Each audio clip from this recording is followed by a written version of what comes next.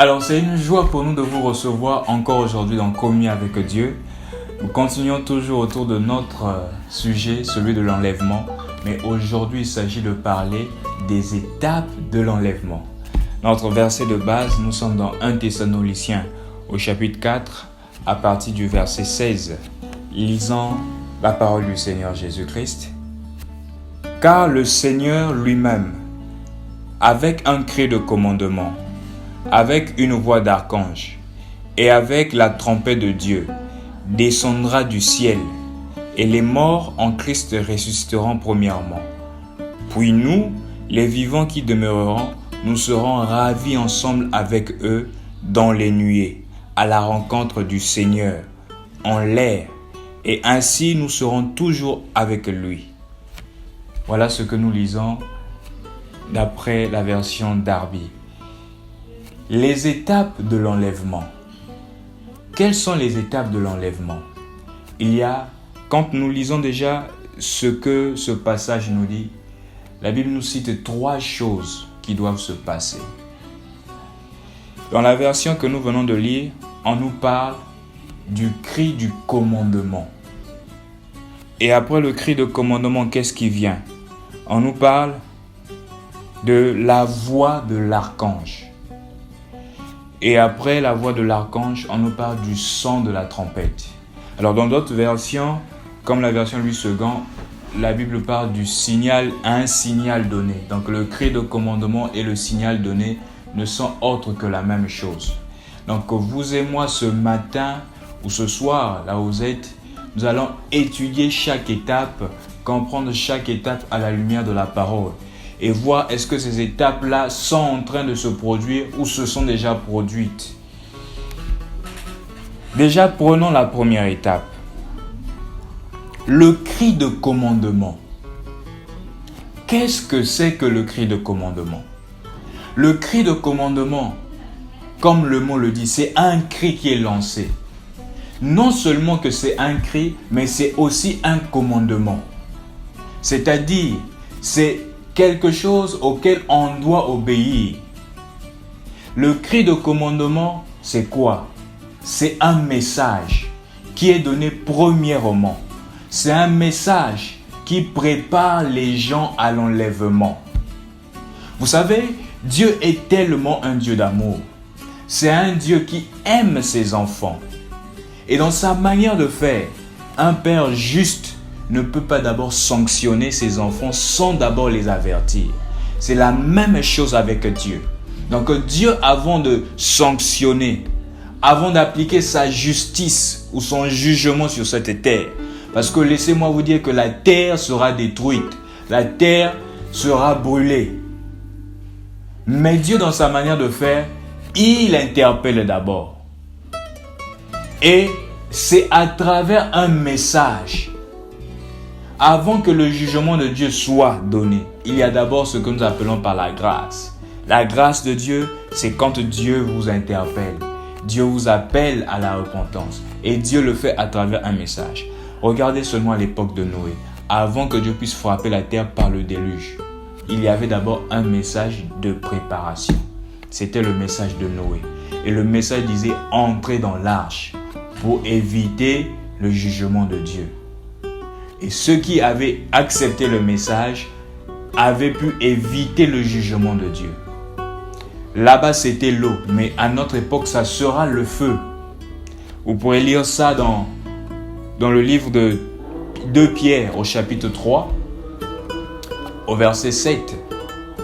C'est que cette terre-là est réservée et gardée pour le feu.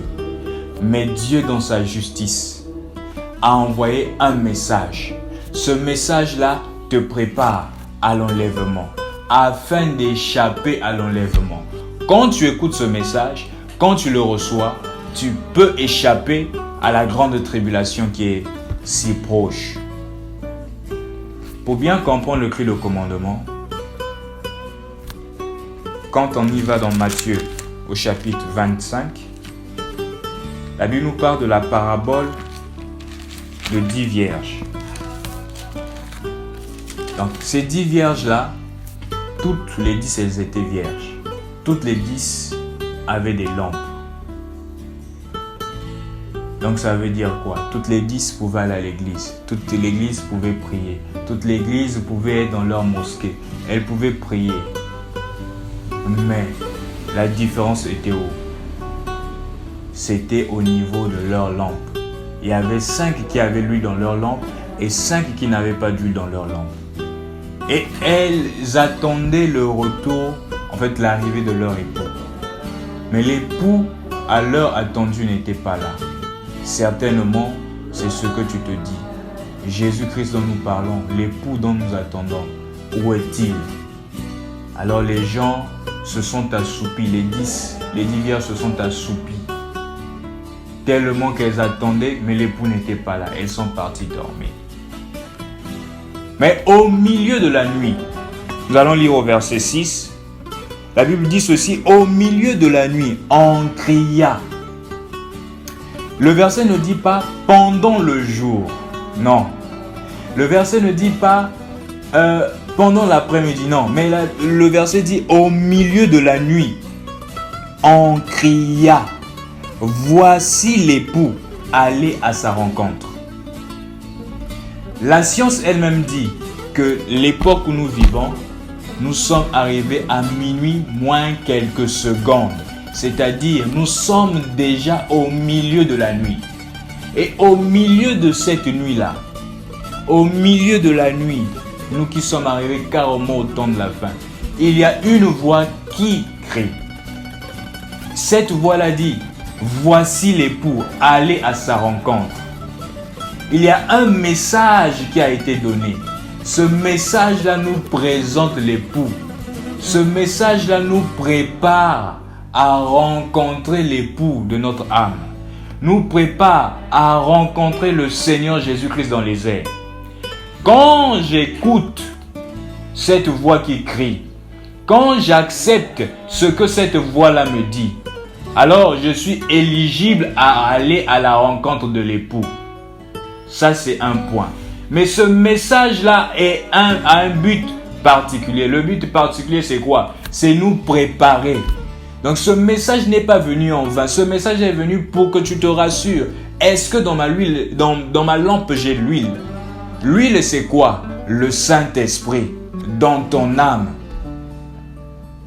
Il s'agit de se rassurer, est-ce que j'ai l'huile? Est-ce que j'ai le Saint-Esprit? Toutes les 10 étaient vierges, c'est-à-dire elles étaient saintes, elles étaient pures, elles pouvaient prêcher, elles pouvaient faire des œuvres, elles pouvaient faire des dons, assister des orphelins, ce qui est très bien. Mais toutes les 10 n'avaient pas l'huile dans leur lampe. 5 seulement avaient l'huile, qui est le Saint-Esprit. Alors, il n'y a que eu ceux-là qui avaient l'huile, qui étaient entrés avec l'époux dans la maison. Les autres qui n'avaient pas d'huile, elles étaient restées dans le noir, en train de grincer leurs dents. L'époux arrive, il y a un message qui a donné en ce temps de la fin. D'après Malachie 4, le verset 5 à 6, Dieu avait promis nous envoyer Élie le prophète. Et qu'avant le jour de l'Éternel, ce message venant par Élie le prophète devrait nous préparer à l'enlèvement. Et d'après aussi Apocalypse 10, au verset 7, Dieu avait promis envoyer le 7e ange, le 7e messager, le 7e prophète pour nous préparer à l'enlèvement. Laissez-moi vous dire, posons-nous d'abord cette question. On dit souvent que Dieu est le même hier, aujourd'hui, éternellement. Oui, on est d'accord. Ça veut dire s'il a guéri hier, il guérit aujourd'hui. S'il a sauvé hier, il sauve aujourd'hui. Bon, on se posons-nous ensemble cette question. Hier, quand il est venu pour la première fois, Dieu, Jésus-Christ, avait-il un précurseur sur terre? Si la question c'est oui, alors pour sa seconde venue, n'y aura-t-il pas un précurseur? Quand il est venu pour la première fois, Jean-Baptiste était le précurseur de sa venue. Et Dieu, il est plus qu'un roi, plus qu'un président. Alors il en est de même. S'il est le même Dieu qui ne change pas, je crois que pour sa seconde venue, il a aussi un précurseur. Et ce précurseur-là, c'est la voix qui crie au milieu de la nuit. Cette voix-là nous présente l'époux. Cette voix-là nous transmet un message pour nous préparer à la rencontre de l'époux. C'est ça le cri de commandement. Quand j'accepte ce message, donné par le précurseur, je suis sauvé. Mais quand je refuse ce message, comme à l'époque de Noé, je suis déjà jugé. Ceux qui avaient refusé le message de Noé étaient déjà jugés. Mais ceux qui l'acceptaient, pour eux, c'était la grâce. Alors, on va déjà aller la deuxième étape, ou la deuxième chose qui doit arriver avant l'enlèvement. C'est quoi cette chose-là? C'est la voix de l'archange. La voix de l'archange, c'est quoi? On n'a pas dit la voix de l'ange, mais on dit la voix de l'archange. Et le mot archange veut dire chef des anges. On va essayer de voir, de comprendre, de chercher qui est cet archange-là. Dans Jean 11, un homme était mort, appelé Lazare. Jean 11, 38 à 44. Cet homme-là était mort depuis 4 jours. Mais on appelait Jésus, il ne venait pas. Et Jésus est venu 4 jours après que Lazare soit mort. Et quand il est venu, Jésus a même pleuré parce qu'il était 100% homme. Marie lui dit, si tu étais là, mon frère ne devait pas mourir. Jésus lui dit que ton frère ressuscitera. Elle dit, au dernier jour, Jésus lui dit, non, je suis la résurrection et la vie. Alors pour te prouver que je suis la résurrection et la vie, allons-y là où il est mort. Montrez-moi où vous l'avez enterré. Alors ils sont partis devant la tombe de Lazare. Jésus a rendu grâce seulement. Quand il a fini de rendre grâce, la Bible dit qu'il a crié d'une voix forte. Lazare, sors! Cette voix qui avait amené Lazare à la résurrection, c'est cette même voix-là qui va ramener à la vie tous les morts dans le Seigneur. Tous ceux-là qui étaient morts dans le Seigneur. Si ton père, ton arrière-grand-père était mort dans la foi, était mort dans le Seigneur. Quand cette voix-là va tonner, tous les morts en Christ reviendront à la vie. Parce que la Bible dit que nous les vivants restés sur terre, nous n'allons pas devancer ceux-là qui sont morts. Mais les morts en Christ vont d'abord ressusciter. C'est une réalité, je vous assure. Et après quoi? Après cela, les morts en Christ ressuscités, nous, les vivants restons sur terre, qui sont bien sûr dans la foi, qui espéraient ou qui croyaient au retour du Seigneur. La Bible dit au son de la trompette, c'est la troisième chose. Au son de la trompette. Le son de la trompette, c'est quoi?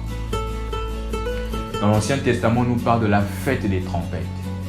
Alors, c'est toujours ce son-là qui a appelé les enfants d'Israël à la fête. Oui, laissez-moi vous dire que nous partons à la fête. Il y a une fête qui nous attend dans le ciel. C'est ce que la Bible appelle par le souper des noces. Nous partons à une fête. Mais il y a un son, le son de la trompette. Ce son-là nous appelle pour aller à la fête des noces.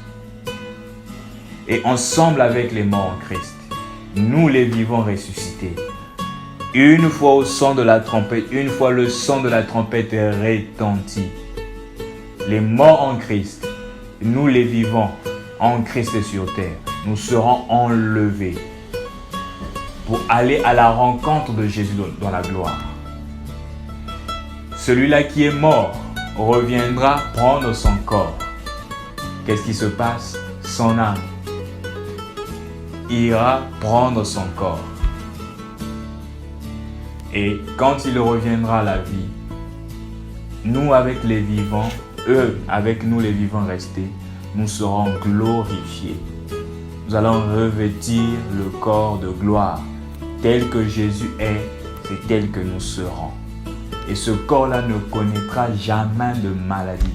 Ce corps ne connaîtra plus de péché, ne connaîtra pas de galère, pas d'épidémie. Non. Pourquoi? Parce que c'est le corps de gloire.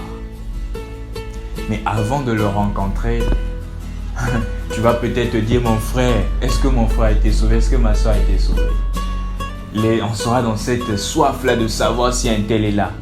C'est là où, avant de le rencontrer, lui, nous allons d'abord nous rencontrer entre nous. Quand nous allons voir un tel aussi a été sauvé, a été enlevé. Tous ensemble, nous allons nous prendre dans les bras, que ce soit des moments de joie. Et maintenant, ensemble, nous allons le rencontrer, lui. Vraiment que le Seigneur Jésus-Christ vous bénisse. Nous allons mieux approfondir ça dans les jours qui viennent. Shalom. Alors, comme nous venons de le dire, que l'enlèvement est très proche. Donc, à travers les 3 séries d'enseignements, vous comprenez que Jésus-Christ revient bientôt.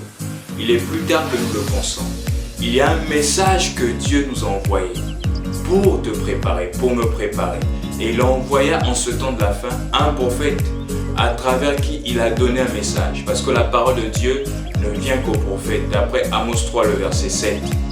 Mon frère, ce message, quand tu le reçois, c'est ça ta grâce.